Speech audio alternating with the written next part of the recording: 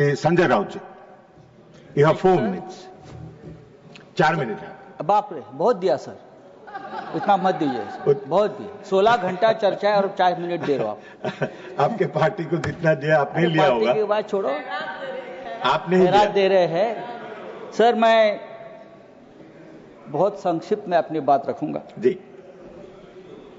पहलगांव में 26 लोगों की हत्या हो गई, कैसे अब तक सरकार नहीं बता पा रही है।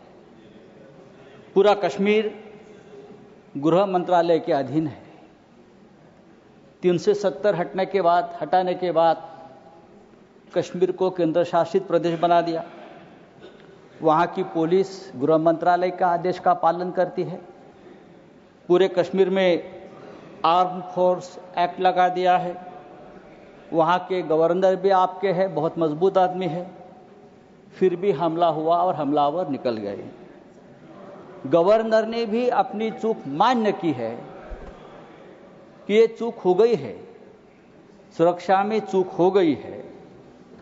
अगर सुरक्षा में चूक हो गई है, 26 लोग मारे गए हैं, सिंदूर उजाड़ दिया है 26 हमारे माता भगिनों का, तो उसकी जिम्मेदारी कौन लेगा और इस्तीफा कौन देगा? जिम्मेदारी लेकर पंडित नेहरू देंगे? नहीं, पंडित नेहरू देंगे या प्रेसिडेंट ट्रंप देंगे या जेडी वांस देंगे? कौन देंगे? इस्तीफा देश के गृह मंत्री ने देना चाहिए, ये उनकी जिम्मेदारी है सर। इस देश में 24 घंटे में उपराष्ट्रपति का इस्तीफा लिया जाता है क्योंकि आपके बात मानते नहीं, लेकिन 26 लोगों की हत्या होने के बावजूद किसी का इस्तीफा नहीं, किसी से माफी नहीं। ये इस देश की स्थिति है। हमारे आदरणीय प्रधानमंत्री अपने आप को ईश्वर के अवतार मानते हैं, उनके भक्त उनको ईश्वर के अवतार मानते हैं। वो भी कहते हैं, उनका कहना है कि मैं समय से पहले समय को भांप लेता हूं, ये ईश्वर की कृपा है।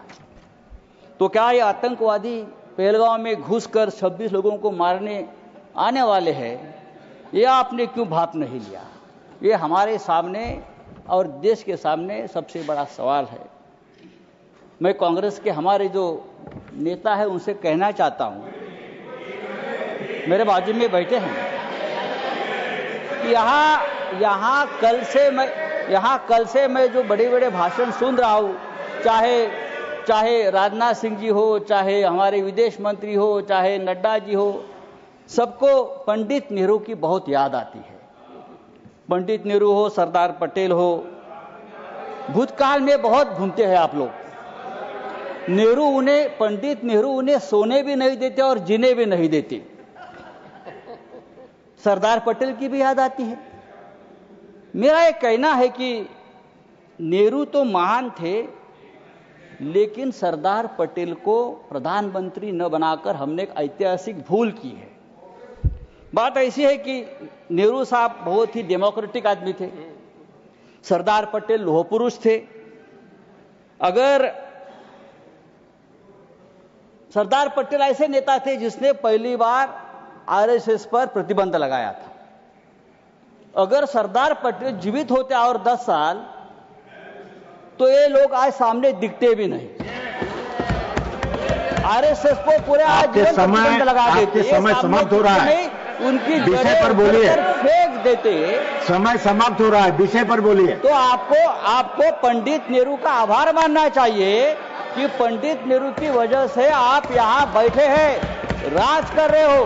ये पंडित नेहरू की मेहरबानी है। अगर सरदार पटेल प्रधानमंत्री होते तो आज आप हमारे सामने सत्ता में हो या देश में दिखते नहीं, उखाड़ कर फेंक देते। सर नहीं सर, सरकार ने आपका समय समाप्त हो गया। मैंने बोला था आपको, लेकिन आप उलझे हुए थे। मैंने आपको बोला था। सरकार बोल रही है समय समाप्त हो गया। पाकिस्तान हमारे सामने, अब मैं नेक्स्ट स्पीकर बुलाऊंगा।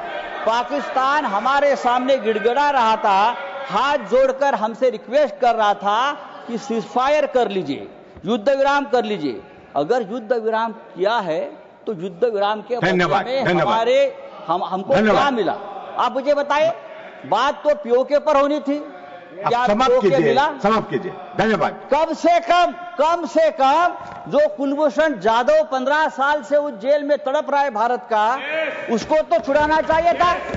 एक बात करनी चाहिए थी, हमारा कुलभूषण जाधव स्पीकर बुला रहा हूं, संजय राउत साहब, आप सीनियर मेंबर हैं, 15 साल से समाप्त कीजिए।